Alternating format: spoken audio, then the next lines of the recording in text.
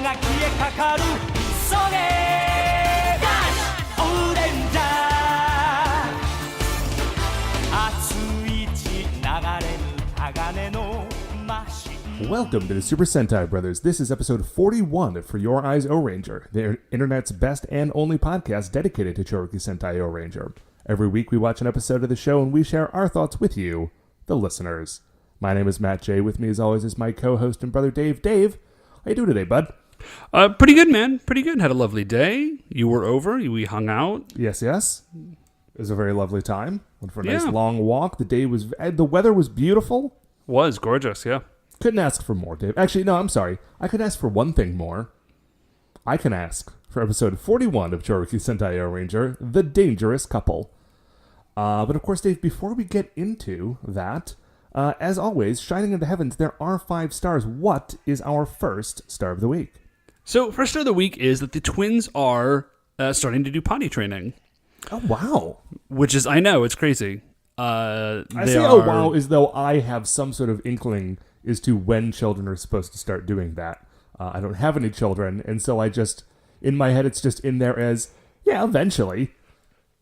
No, this is about the right, they're pretty on track. This is around when kids start doing potty training. That's not the wild thing. It's the weird thing for me is just sort of the shift for them, because it's oh my gosh, they're really getting big. They're starting to do potty training. They're starting to put together a sentence. I guess this is an inadvertent baby watch. Baby watch.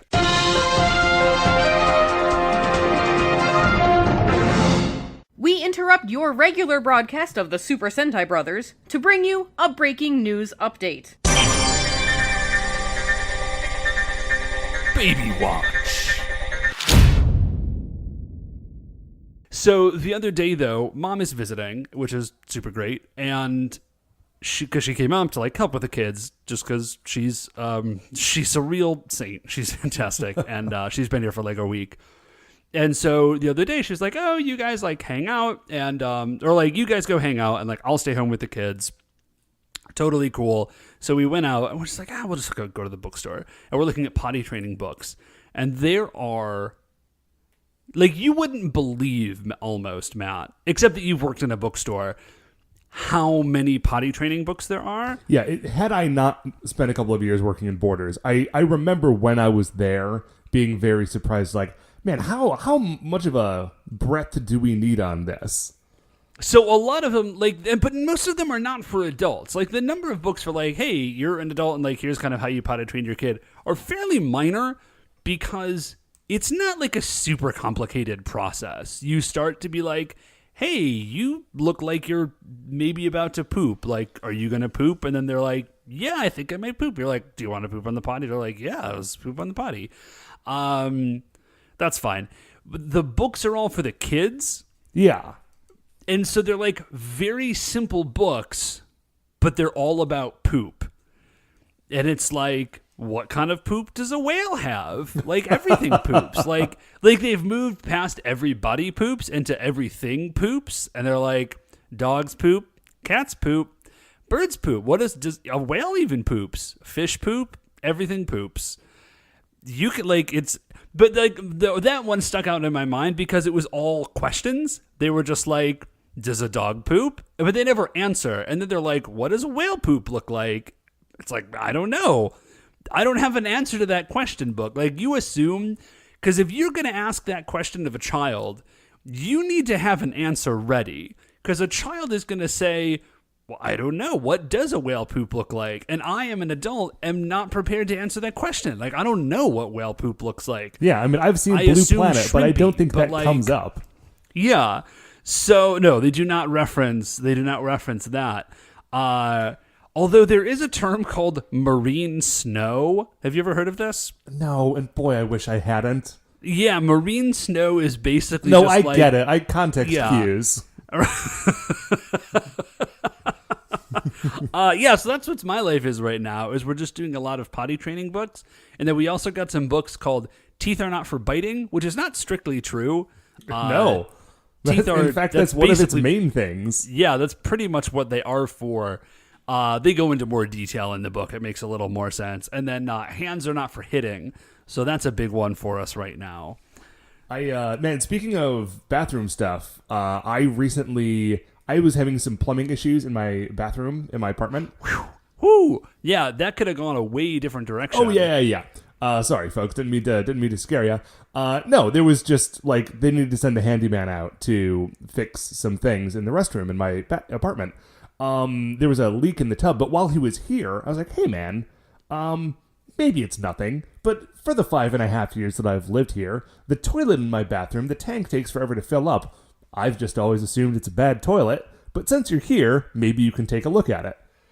So he looks at it and is like, "Oh yeah, no, these parts are just broken. Like, apparently I should have called him 5 years ago because I have been living with the frustration of having a super slow toilet forever, and now it is as though I have a brand new fixture in there, and it is, I don't want to go so far as to say that it is life-changing, but it is definitely life-improving.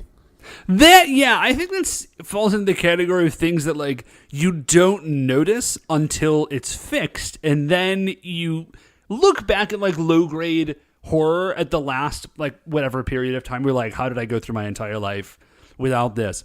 I always equate that mentally. It's like the long-term mental equivalent of wearing ice skates. Like, you put the ice skates on, you know what I'm saying. You put the ice skates on, and then once you take them off, you're like, I did not realize how terrible those skates felt until I took them off, and now everything is awesome. Yeah.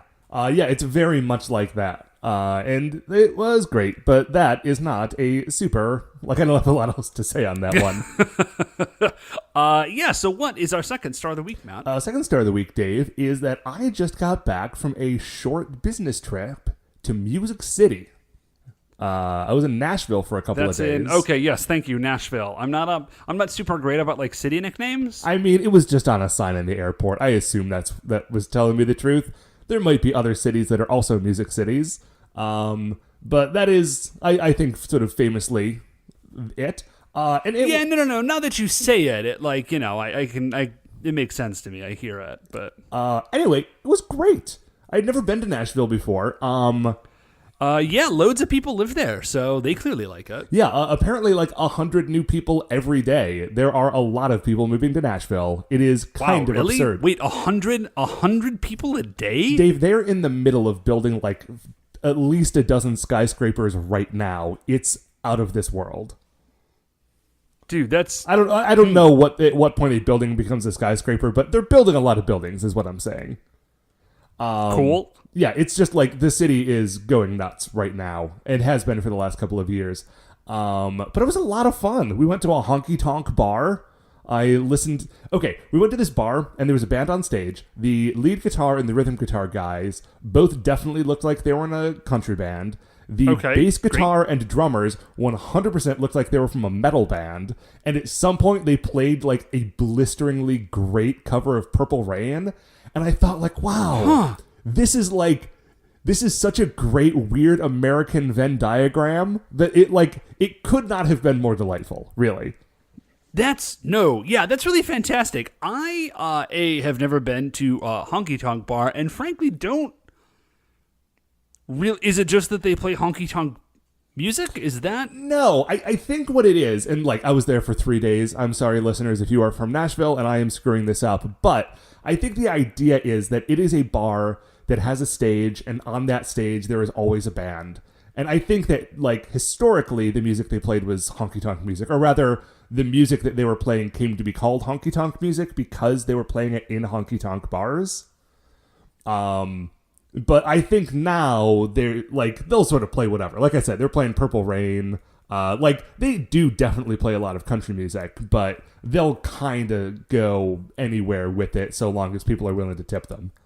Nice. Yeah. Well, I think that's, I'm not a musician, but yeah, that sounds pretty standard. The one thing that did occur to me while I was there is that it's got to be cool if you are the sort of person who loves to go see live music all the time, if you live in Nashville, But if you're somebody who doesn't love seeing live music all the time, it must be so exhausting for every bar and restaurant in the city to have a band on stage every single night. Like, that's just a lot. Like, to never be able to escape it. Yeah, dude, that is not my... Like, I can just tell you for sure that is not my thing. Like, I am not a dude who's like, wow, let's go totally check out some live music. I was like, no, man, if I want to go to a bar, I want that bar to be, like, real chill. Ideally, if there would be no music playing. No music, no other people, just a cold, dark room with a comfortable chair and a beer. Yeah. I mean, you can just go drink in your basement if you want. Well, that's usually what I do. It sounds sad when you say it like that. But yeah, that's generally what I do. I don't really go to bars anymore. Well, you have 2 small children and you're a high school teacher. Well, yeah, that is also a really large part of it. So wait, did you eat? Like, there's a thing, right? Every city has like a thing. It's like a Nashville hot link? No, hot chicken. Hot chicken is their thing, right? Nashville hot chicken? I did not have any like specific like Nashville hot chicken. I had a lot of barbecue that was all very good. One of the places I got like a platter, and on that platter was some fried chicken, but I don't remember it being particularly spicy. Okay. But the barbecue was all great. Hey, listen, dude, we've talked a lot about barbecue on this show. For a show that is not expressly about barbecue, we talk about barbecue a lot.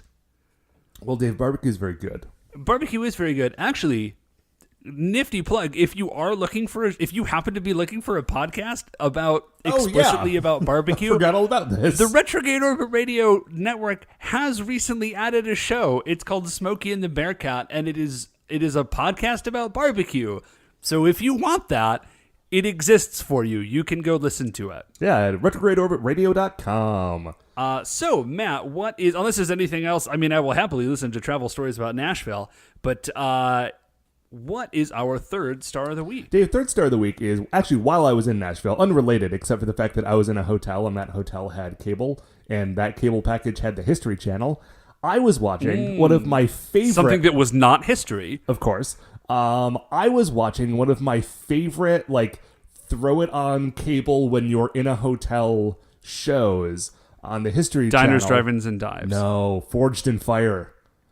That's also very good. I only say Diners, Drive-Ins, and Dives is my, like, if I have cable on, like, if I have cable access, like, I'm going to watch that. I'm going to watch that show. I like Diners, Drive-Ins, and Dives. I do find it exhausting because every time I watch it, I fall into this, like, mental hole where I try to find the camera shots in the episode that last longer than 3 seconds. It's very difficult. It's very difficult. And so I just find, I may have even talked about it on the show before, I just have like a constantly resetting 3-second countdown in my head the entire time I'm watching that show, and I can't do it.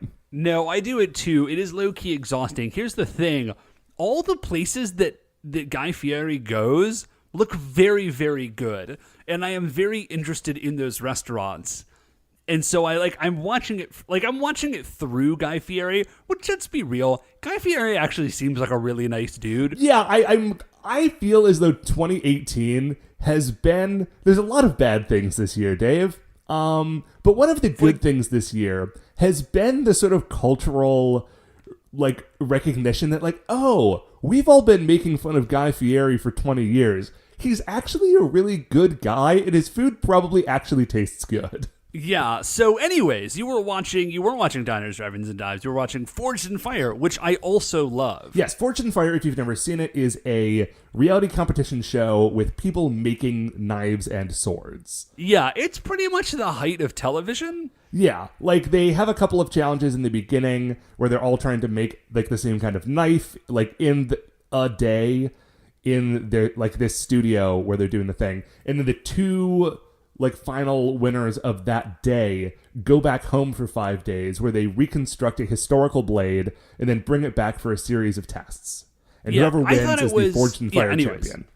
It's like, what a fantastic idea. Now, do they do like a season finale, like a grand champion? I think that maybe they do, or at least I feel like they should do that. They do have episodes where like previous champions will come back and compete against each other, I believe. No, see, that's very good. I did not know this. Did you know every year, like, Jeopardy has a championship? Like, there is a dude who wins Jeopardy for the year. Like, every year. Is it just Ken Jennings every year? It's not Ken Jennings every year. But yeah, like, there is just a dude who wins Jeopardy. That's what Forged in Fire should do. And then when they've had, like, on their 4th season, they should have, like, a super grand champion where, like, the previous grand champions from the past 4 years. You see what I'm saying? Okay, so let me, Dave, tell you about the new show in the Forged in Fire cinematic universe.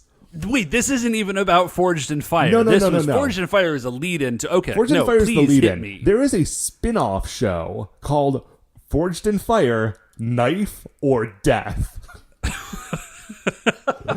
Okay, here's the problem with that. There's no way that show is actually what it should be, which is you forge a knife and then, like, you and the other competitors have to kill each other. Okay, it's not that. It is...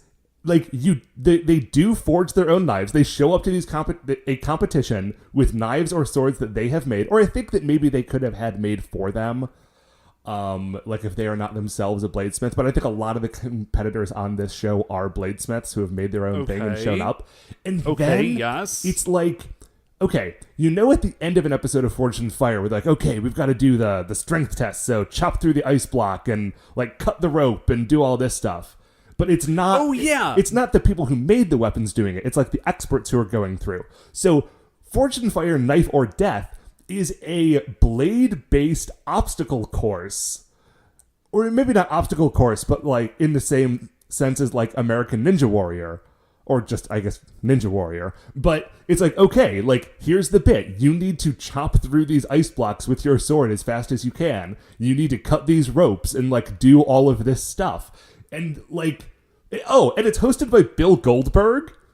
What? Yeah. So there's a show called Forged in Fire, Knife or Death, hosted by Goldberg, where a bunch of people make swords, then bring them in and run through a series of obstacles. And that show, I know, will have a season end, tournament of Season champions. Grand Champion, Stone Circle Death Match. That is actually, here's the other thing, that is actually amazingly not unique to the show. They'll, like, cut through the ice and then, like, do a bunch of other stuff with your knife. There is a, like, competitive knifesman thing. Yeah. Like, this is like a pre-established competitive circuit that exists, which is wild to me. You can also see these incredible feats accomplished on, what is that? There is a company that makes swords and knives and stuff, and they have for each weapon that they sell, they have a promotional video that's just one of the guys who works there, just like cutting through a cowboy boot full of pork, or like slicing through a beer keg with a claymore. And, like, you can tell that half of the reason that they work at this place is so they get a chance to do all this stuff. Anyway, I am looking forward to hopefully getting stuck in a hotel and watching a marathon of Forged in Fire, Knife or Death. But until I do, that's all I have to say on it. Hey, Matt, just real quickly, I wanted to look it up before I said it to make totally sure. The YouTube channel is Cold Steel. Cold Steel. And yeah, it is dudes just, like, getting ham with the company product. It's pretty fantastic. There is another, can I just say real briefly, aside from, like, competition shows, I know I mentioned that I was watching the Great British Bake Off a little bit earlier. So we were, like, mid-season on this year's MasterChef, which is a show, like, Beth and I have watched every season of MasterChef. But Great British Bake Off hit Netflix, like, right in the middle. And so we're like, MasterChef. And then we watched all of Great British Bake Off. And we finished Great British Bake Off. And then I thought about MasterChef. And, like, I just couldn't go back. Like, Great British Bake Off is so, we've talked about it before, it's so nice and so pleasant. And, like, everybody is great. And everybody is, like, so cool. And they're just making all this, like, lovely stuff. I thought about MasterChef, where everybody's, like, yelling at each other, and Gordon Ramsay is telling people to, like, kill themselves because their souffle is bad. He didn't actually say that. But, like, I just can't go back, man. It's just, like, you're too intense, MasterChef. You got too much going on.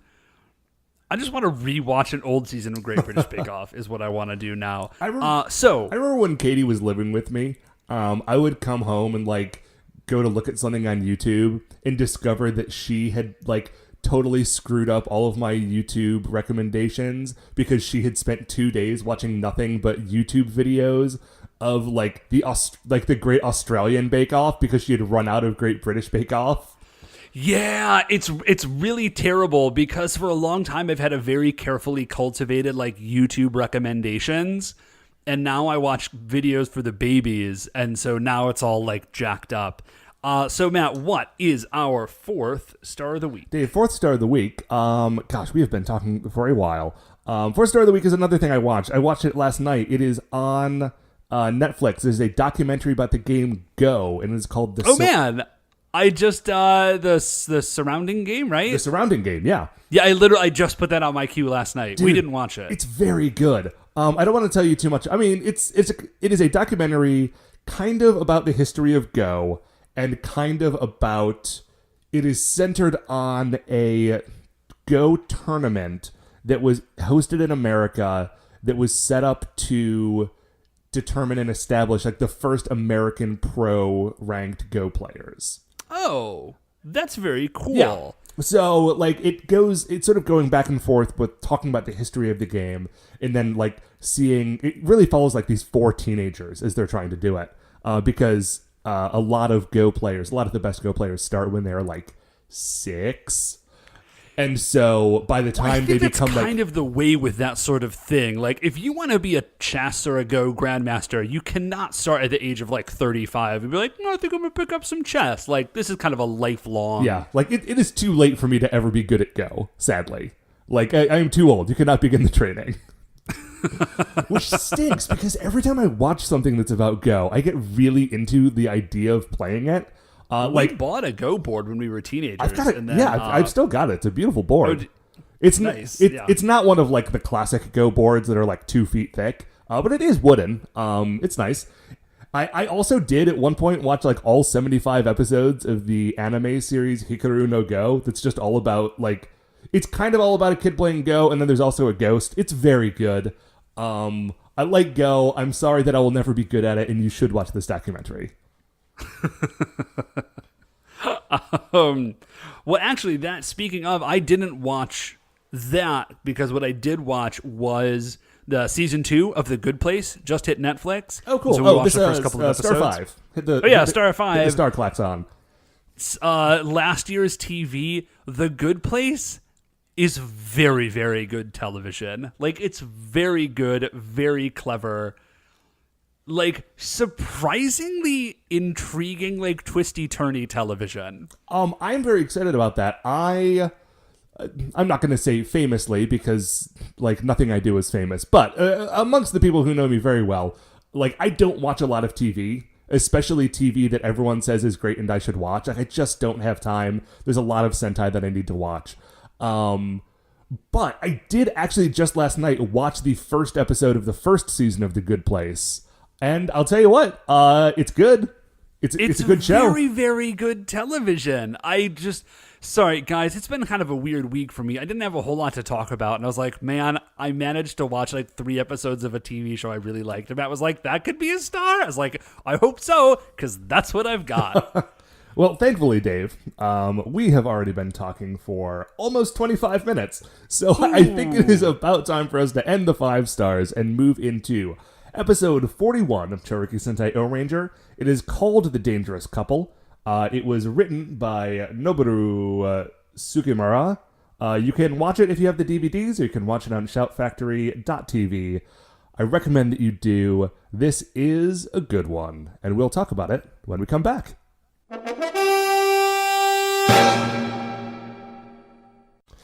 Okay, welcome back. So we have just finished watching episode 41 of Chouriki Sentai Ohranger. There is a lot going on this week. There is, boy howdy, this is a packed episode. It is also very, very, very good. It is very good. It is crazy that they're making these many big moves this close to the end of the series. It is, but you know what I really dig about it is this feels a lot more like an episode of Sentai than I feel like Ohranger has been really cultivating. Yeah. It's got that like things are real crazy and over the top, and like a lot is happening, and it's all like wild and weird and fun, and I really loved this episode.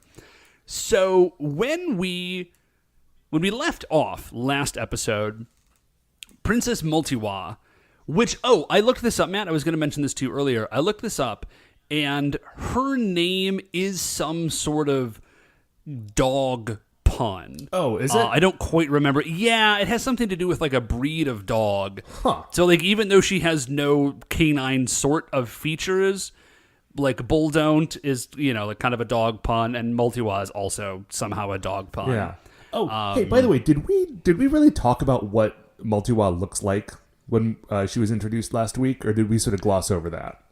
No, I don't think that we did. She is definitely a ladybot. Yeah. So what is strange about the design of Princess Multiwa, or we're calling her Princess Multiwa right now. By the end of the episode, she will have a new title. But Multiwa, regardless of her rank and royalty, it's a very cool design, but it is perhaps what I'm going to call 15% too sexy.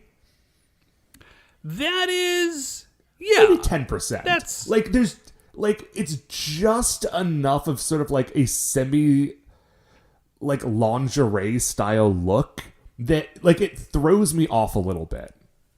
I mean, yeah, like in any other circumstance, I would just be like, oh, that is a ladybot. Like, given that it is a children's show, it is a little like, yeah. Hey. But, like, the actual, like, design and the shape of the face and, like, the sculpt of the hair on this, like, design is very good.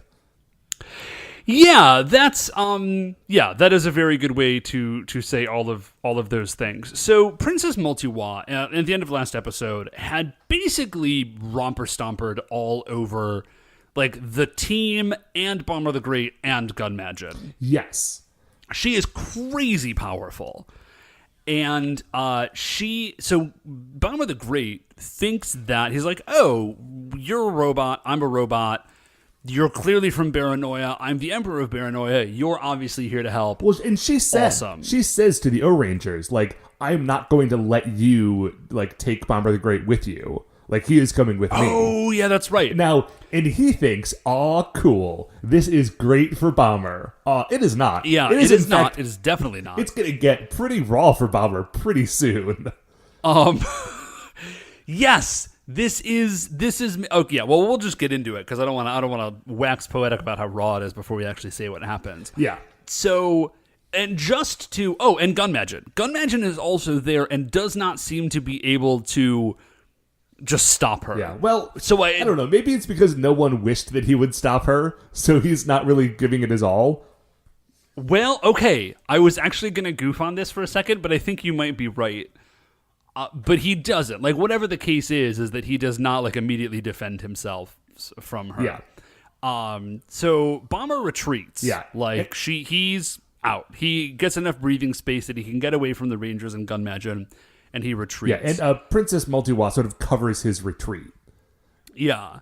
By destroying all of the Ohrangers again. Half of this fight is filmed at like a really intense Dutch angle, so it kind of looks like they're fighting on a very steep hillside. And I don't know how much of that was just an artistic choice to put the camera on an angle, and how much of it was actually trying to convince us that people were about to fall down this hill.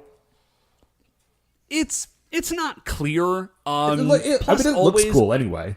It does look really cool, and I never know how steep these hills really are, because sometimes you're like, oh, it can't be that bad, and then they pan out, and they are actually doing stunts on a very, very steep hill.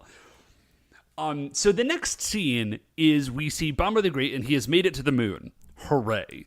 Everything is great now for him, he thinks. Everything's coming up, Bomber.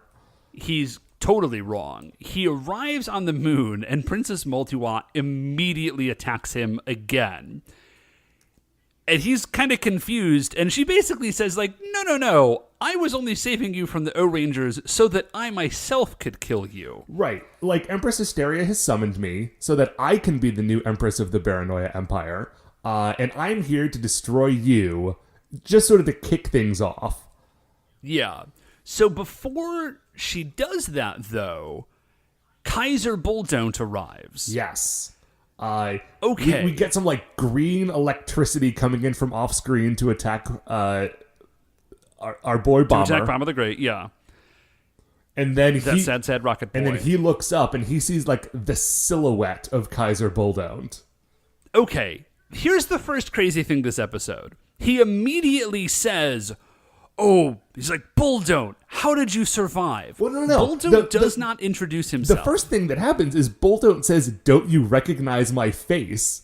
Oh, Which yeah, is that's the right. craziest thing in the world because he has a brand new face. Yeah, the only thing that looks similar is that he has the same little like domey lights on the top of his head. Yeah, but everything else looks completely even different. the rest of the top of his head looks different. Like those dome Yeah. lights are coming out of a different hat. Yeah. Like I said, the only thing is these three little stupid dome lights. Everything else is completely different. Yeah. He says, "Don't you recognize me?" And Bomber the Great does, in fact, recognize him. He's like, "Oh my gosh, Bulldont, you survived, blah, blah, blah." And Bulldont, Which is madness. Bulldont looks very cool now. He's got a He he's got a does. tricorn He's like a hat. crazy... He's like a robot pirate captain? Yeah. I think is the... He's got like a neckerchief, like a buccaneer. and a cape. Yeah. Don't think... don't think like fantasy pirate. Don't think like Captain Jack Sparrow. This is No. much more of like a classic buccaneer. He's a robo buccaneer. He's halfway. Is what's going He's like on. halfway between that and a Revolutionary War hero. Yeah, it's And he has wings on his shoulders, not like wings on It's his a- back, yeah, but no. like shoulder pads in the shape of wings that sort of He come is off the very- side. he's got like real intense epaulets. Yeah. Yeah. So despite the fact that Bomber he recognizes that like something has happened, and I think Bulldont even says something to the effect of like, "I've absorbed all of my father's power." Bomber the Great is still putting a pretty brave face on this, and he's still going to try and attack. He doesn't actually even get the chance to do that. As soon as he kind of stands up and prepares to fight, Prince Bulldont turns into a literal whirl. Oh, he's got this like crazy sword too. Yeah, the sword kind he- of looks like it's cut out of a giant piece of circuit board.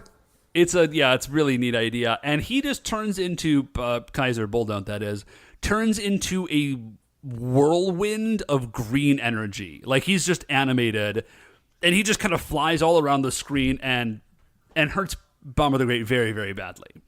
But Bomber the Great, he's not willing to give up yet because, like he's the emperor of the Baranoia Empire. They are talking. Kaiser Bulldont is saying things like, "How dare you, like, usurp my father's throne," et cetera, et cetera. There's a lot of, like, Inigo Montoya style talk Yeah. here. Bomber the Great says, like, "Listen, even though you're both here, like, you caught me off guard, that's fine, but you're still not going to be able to beat me." And he turns himself into his rocket form and starts to, like, missile himself towards the two of them. And then they join together in... It's called a love attack, and we get, like, an animation that is a brief cartoon picture of them holding hands in a big heart. And then they both it's pretty transform into fantastic. energy. And like the joint energy of their love attack repels his missile form. I recognize that there's a lot to unpack in that sentence. You're just going to have to trust me that that's actually what's happening. Like literally, This is not a metaphor. The joint swirling energy of their love attack repels his missile form. It's amazing. Yep. Yeah, no. It's incredible. So then I think this is probably where I would say that the rawness starts. Oh yeah. This is where it starts to get very bad for Bomber. Because at this point in the episode, Bomber has just lost a couple of fights. But Prince Bulldont wanders over to the now, like, prone body of Bomber the Great and just starts hacking at him with his sword. Yeah, so he cuts Bomber the Great's arm off. That's the first thing that he does. And then once he cuts his arm off, Prince Multiwa shoots him with an energy arrow in the other arm. And that, like, So now- makes his arm fall off. It's not a slashing weapon, but let's just roll with it. And at this point, Bomber the Great is like, dudes, like, come on. Like, I give up. You win. It's cool. Like, you can have the throne back. Yeah, like I'm super sorry. Please forgive me. I'll leave. I'm good. I surrender the throne. You guys win. And Bolton is like, oh, no. No, my friend. You have committed a great sin against the Baranoia You started Empire. this. And now you're going to have to make it right by killing the Ohrangers. Now... no, that seems fine. Yeah. It seems like Bomber the Great would be pretty in on that anyways. Well, we will see later in this episode that it is not exactly how Bomber the Great would have planned it. Yeah. So we go from there to the base, and somehow the Rangers have a live video feed to the moon. Well, what's happening is that they're sitting in the headquarters. Oh, no, I'm sorry. And they're My they're bad. sort of reviewing game tape, right? That's right. They're watching And then- themselves get defeated by Princess Multiwall when all of a sudden, the screen changes to show Kaiser Bulldont, and he's like, hey, what's up? It's me, Bulldont. I'm back. So Momo says, oh my gosh, he looks completely different, which, yeah, he does. And he says, my boy Bomber the Great is here to kill you, so good luck with that. Not actually, I hope you die. And the chief immediately, he knows something is going on. He's like, this is really weird. He doesn't know exactly what, but, the chief has got a weather eye for this sort of thing. And then we flip to some footage, they're getting surveillance footage, and Bomber the Great is just wrecking the city. But it looks a little weird. Well, okay, first of all, he looks very different because his right arm has been replaced with a sword, a big blade arm. And his left arm has been replaced by a bomb. It's another bomb. So this bomb... It's another This bomb. bomb man with his bomb body now has a bomb hand. It's all bombs. It's bombs all the way down. I don't actually know if you noticed, Matt, but his sword has a bomb hill. Does it? As well. That's extremely good. Yeah, it very much does. So Bomber the Great, I guess just Bomber now? I don't know. No, that's the thing. They keep referring to him as Bomber the Great. Bomber the Great was not his, name and title. I think just his name is Bomber the Great. Well, that's fantastic. So he is wrecking the city, but you can tell it's not controlled. He's kind of flailing around as he destroys the city. Something is not right with him. So someone says he's going to destroy the city. We have to defeat him. Yes, guys. Yeah, definitely. You did not need to waste time saying that. And the time it took you to say that, the giant sword. Oh, Bomber the Great is already giant, by the way. Sorry, I forgot to mention that. He already giant sworded another building. Let's skip the dialogue. Just get moving. So they henchman. It's important to be clear and purposeful about your actions, Dave. They just want to make sure that there's no confusion in their plans. So they summon the block of robos, and they they summon the block of robos. They jump in. They just do some energy blasts on Bomber the Great. He doesn't actually seem to be putting up much of a fight. Yeah, he's just he's just on a rampage. He's not really fighting them. Yeah. So they form O Blocker. They're let's just finish this. Form O Blocker. This I think is a real missed opportunity. The bomb on his bomb fist on his left arm, it does not actually shoot off as a bomb. I guess it would be a missile, but whatever. It's like a disguised gun arm, like a Barrett-style gun arm, which is very weird to me. It's you gave him a missile arm, and then the missile was a gun. Why wouldn't it just be a missile? Hey, listen, his missile is a body, his missile is a gun, his sword is a missile. It's all missiles. Okay. So what you're saying is it's all rocket gun. This is actually literally a rocket gun. So you're saying they really wanted a gun, but they felt the need to stay right. There's a design motif on type. Well, now, what I do appreciate is that presumably Kaiser Bulldont is the person who commissioned the repair of Bomber the Great, and felt that it was important that he maintain Bomber's motif. He didn't have to do that, and I like that he did. Yeah, we will see in just a moment that he is not allowing Bomber the Great any sort of like dignity in his defeat, but he did at least do this, which I think was nice. Yeah. So while they're fighting, like Bomber the Great manages to hold out another minute, and then all of a sudden he stops attacking, and he sort of like puts his bomb hand to his head. He's like, "Oh my goodness, what's happening? Like, what am I doing? I've got to get out of here." Turns out, Bomber the Great is basically like Kaiser Bolton overrode his like personality AI matrix. Yes. And is like mind controlling him to do this. We see Prince Bulldont and Princess Moldy, or Kaiser Bulldont and Princess Moldy, while like on a building observing all of this. Right, and they're sort of like shouting to the Ohrangers, telling them what's happening. Yeah. And so what it turns out is the case is that they have overrode his like personality AI matrix, but they've done it in such a way that like every once, like he's a prisoner in his own body, and every once in a while the mind control loosens its grip a tiny bit and lets him realize that he's being mind controlled and that he can't do anything about it, and then reasserts dominance. And they say that, like, that's not like a little slip. They say we set it up that way to increase the psychological torture for him. Like, this is very much on purpose. Right. It wouldn't have just been enough if we had turned him into a rampaging monster and had you blown him up with your cool glowing sword. Like, we needed to really twist the knife on this guy. Yeah. So...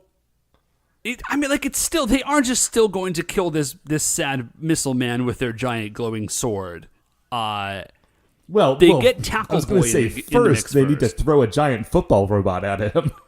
They do throw a giant football wheel at him. I was so happy to see Tackle Boy. I've missed him so. I love Tackle Boy, but he is such a weird, I guess he's like the mecha version of Giant Roller.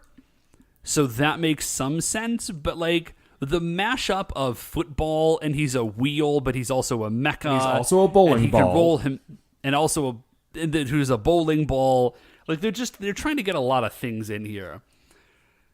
I mean, I don't know what's wrong with that. It works perfectly. He is amazing. Dude, listen, I don't want to make it sound like I'm complaining. I'm just having a little trouble getting my head around it. Yeah, I don't know how like the people in the writer's room got to the point where they have put together Tackle Boy. I'm just saying I'm glad they did. I feel like they've just got to be throwing darts at a board. Like eventually that's just the conclusion you come to. So they do Tackle Boy, and so Bomber the Great is basically down for the count.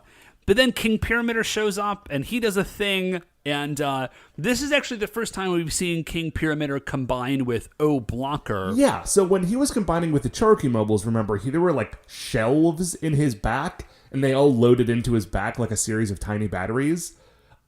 This is very similar, except that the shelves are gone, and O Blocker just sort of walks into like the giant cavity that is the opening of King Pyramider's battle form's like body, which is a weird thing, but whatever. There's only so many ways these toys can like fit together. Yeah, so the only thing that's kind of throwing me off about it is that they've still got the giant like Gatling shoulders up over King Pyramider's, or giant Gatling gun, up over King Pyramider's shoulders, but those are from Red Puncher. So I don't know how they're here now. But they do Super Legend Beam. They do Super Legend Beam on Bomber the Great. Bomber the Great goes down. He's basically down for the count. Yes. They're like, okay, cool. Great job.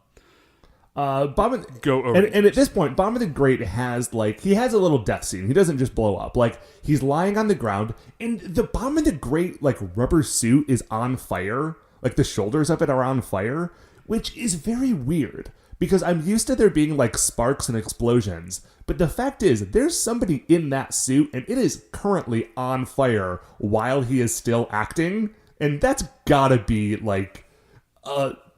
that's a risky maneuver. Yeah, that seems like it would be... It's a little spooky. I mean, yeah, it would be concerning. I would not want to be the dude in that suit. But what he says is like, I've always been a lone wolf, and now like I'm gonna go out how I came in. I mean, that's kind of it for his speech. It's not like some moment of grand eloquence. Yeah. Poor man, Bomb of the Great. Like he does admit at the very end, he's like, I really should not have even tried to do this. Like this was an ill-conceived plan from the beginning. So he dies, and then the most glorious thing happens, Matt. Yes, because the Ohrangers are thrilled. They're like, man, we beat Bomb of the Great. This is awesome. And then it turns out like the level of Matryoshka Bomb goes at least one deeper, because out of his back rises like a bug emerging from like a... Have you ever seen like a bug molting? You know what I mean? It kind of splits out the back and there's a new... It's a gross image, I know, but it's all I could think of. I was going to refer to it as a butterfly coming out of its cocoon, which is a much nicer image. Well, it is, except that the cocoon isn't butterfly shaped, because it's like a bomb coming out of a bomb shaped thing. Because that's what happens, is a new bomb rises up out of Bomber the Great. Yeah, and Kaiser Bulldome says, like, man, didn't you know that he was just like a giant bomb with arms and legs? We have programmed the bomb that was inside of him to go and shoot at the sun, and it's going to blow up the sun, and then Earth will be plunged into, like, eternal cold and darkness, and all of you jokers will die. Yeah, so... Like, they're playing... Yeah, so what they say specifically is that the sun will be blown to atoms, which... Okay, I feel like Kaiser Bulldome has a fundamental misunderstanding of how the sun works. Yeah, because the sun is already a giant explosion that is blowing things to atoms, right? You can't really out-explode the sun. Like, that's pretty much what it is. It's a giant explosion already. Yeah, I mean, what he's trying to pull off... It's very, very large. What he's trying to pull off is, like, the DC crossover event Final Night. Just, like, turn off the sun, and then the Earth will die. Like that, it's like a mashup of that and the Sun Crusher? Yeah, it's similar to the Sun Crusher. Hey, here's my hot take. The Sun Crusher ruled. I mean, listen, if your lead-off weapon is a gun that can blow up planets, you've got to go somewhere. Oh, if you, the listener, do not know what we are talking about because you did not read a bunch of Star Wars Extended Universe. Matt, let's be real. If you're listening to this podcast, the likelihood that you have not read a bunch of Star Wars extended material is probably fairly low. That's true, but hey, Matt, a lot of that stuff's out of print. I'm just trying to cite our sources. Okay, so anyways. Kipteron. There's a lot of spice involved. Anyway, sorry. That was Kipteron, right? Yeah, it totally was. Cool. So the Sun Crusher is a weapon that would like launch a little missile into the sun. It would make the sun go supernova, and it was like a step up from the Death Star because it would destroy basically an entire solar system by consuming it in the gigantified nova version of the sun around which it was orbiting. So maybe that's what they're going for here. Yeah, so they're like, well, this is obviously terrible.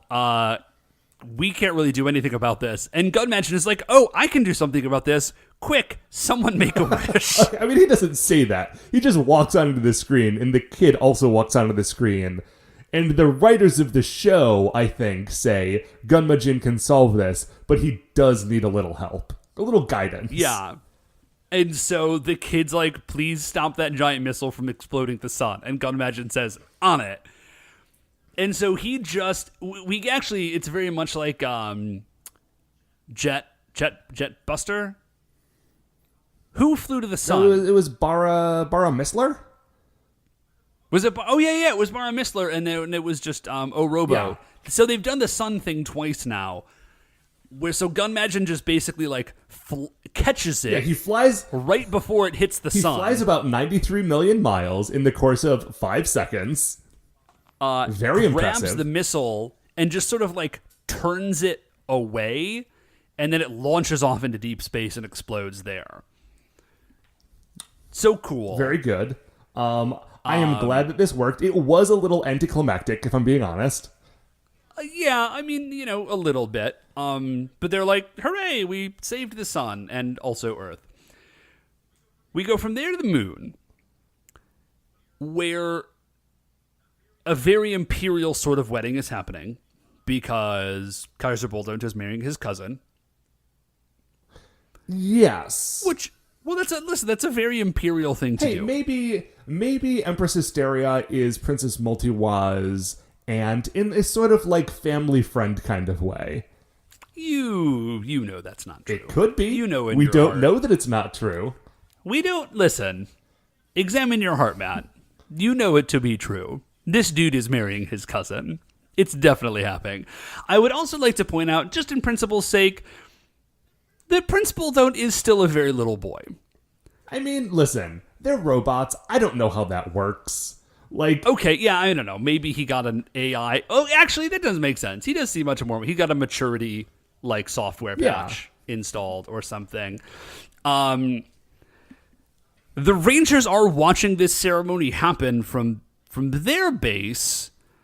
I think we can only assume that Kaiser Bulldont is broadcasting this on purpose. Because actually, it raises too many questions if the Rangers just have video surveillance on them. Yeah, we're actually going to see in a minute that it's not just in the Ohrangers headquarters that they are watching this. Like, all the TVs and big screens out on the street are also playing it.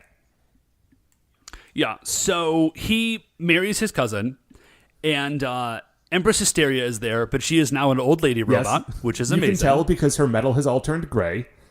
Yeah, and she's got a little cane, and she's sort of hunched over, and she says, "I am now the Dowager Empress, and I will support you both." Yes. Acha and Kocha are still there. Oh man, they're so thrilled to see a wedding. They love ceremonies, and they're super loyal. It's so incredible. And they're like, oh my gosh, Prince Bulldont, or Kaiser Bulldont, you Emperor Bulldont, you're the best. We love you. We knew you would win. And he does call them out. He's like, you guys seem to switch sides a whole lot. And they're like, well, no though. And that's in the past. We are super loyal.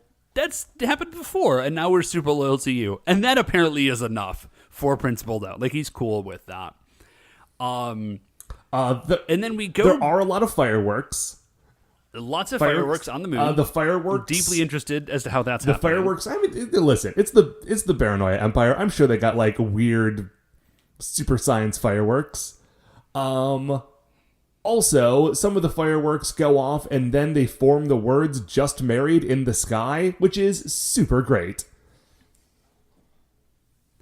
So we go from there, we're down into the base, and the Rangers are like, ooh, this is very bad. This is very, very bad. They recognize that they need to power up. I don't think they say it in so many words, but they're like, Baranoia had a really serious power up. We just know that we have to up our game to make this happen. And it's great because what I love about any season where the bad guys are living in a base on the moon is that whenever the heroes are very determined at the end of an episode, they just go outside at night and shout at the moon, which is choice. There is nothing better than heroically shouting at the moon. Yeah, I mean, how do you not love... just basically, how do you not love that? It's like Bark at the Moon, but slightly different.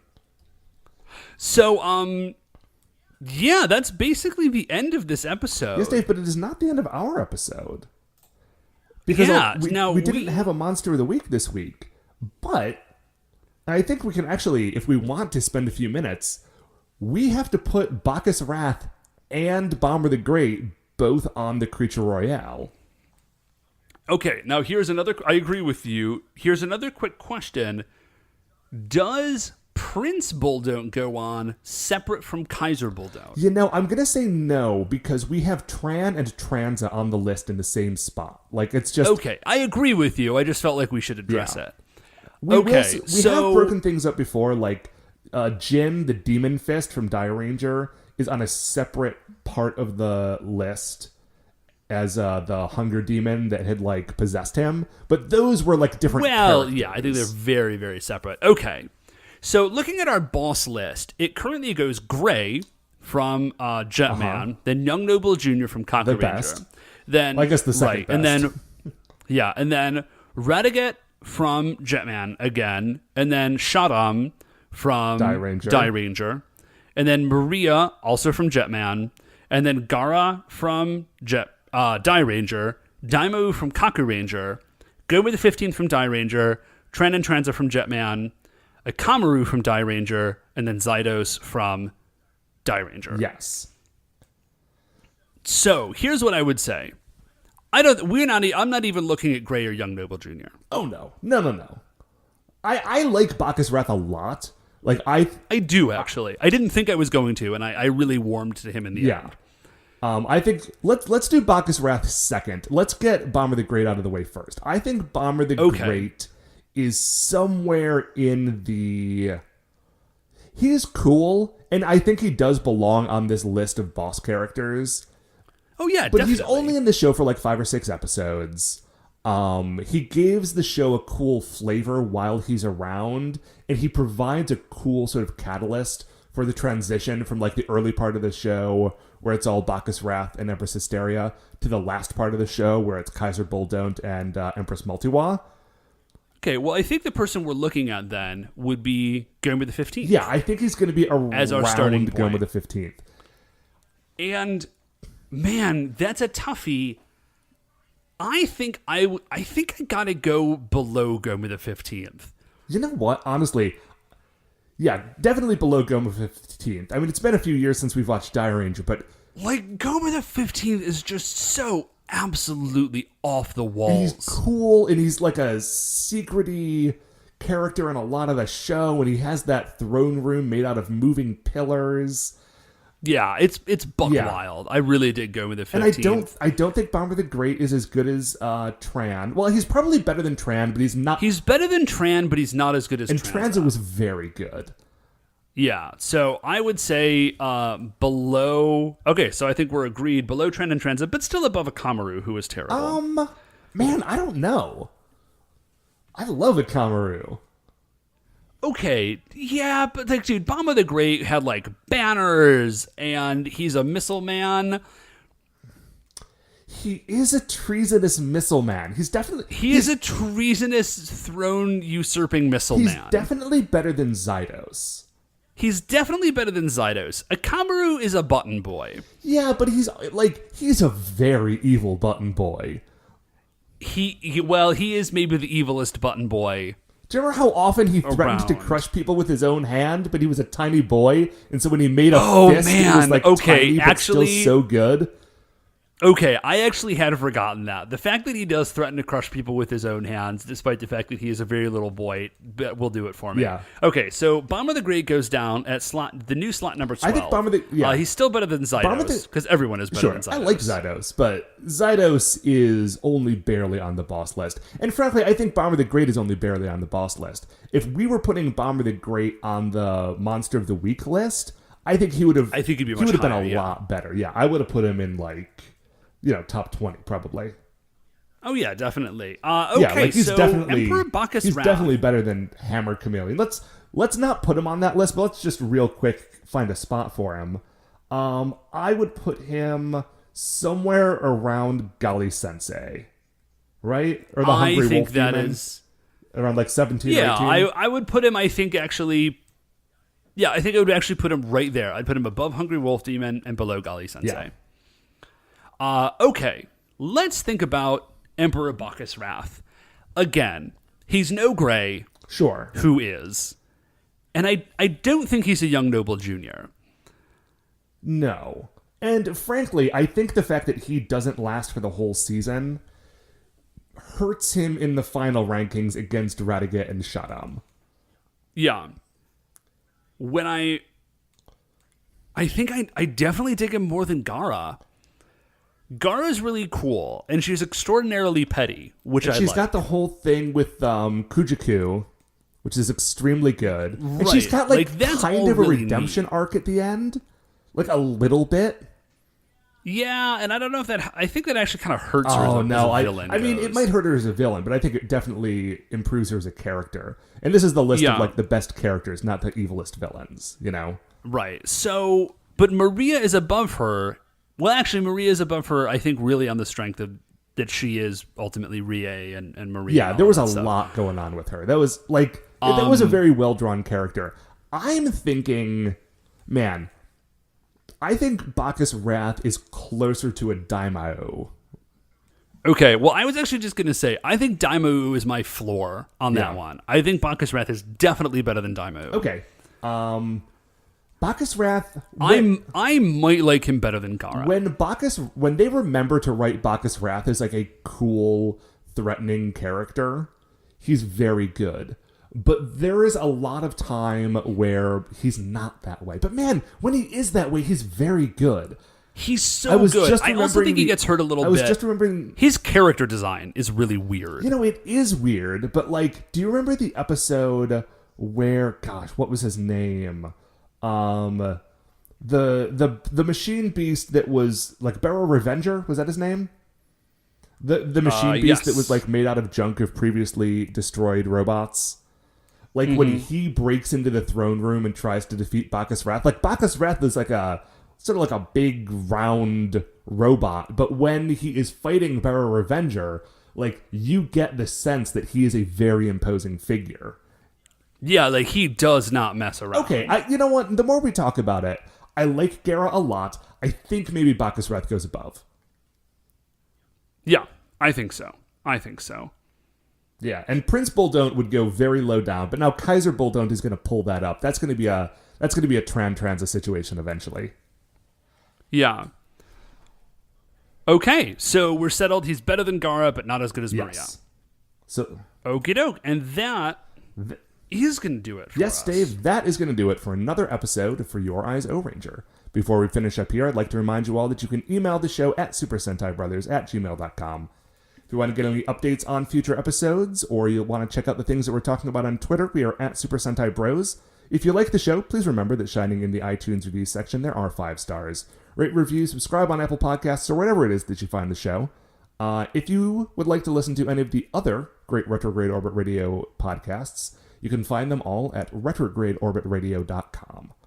Once again, we are the Super Sentai Brothers. I'm Matt. I'm Dave. And we'll see you next week for the greatest show on Earth.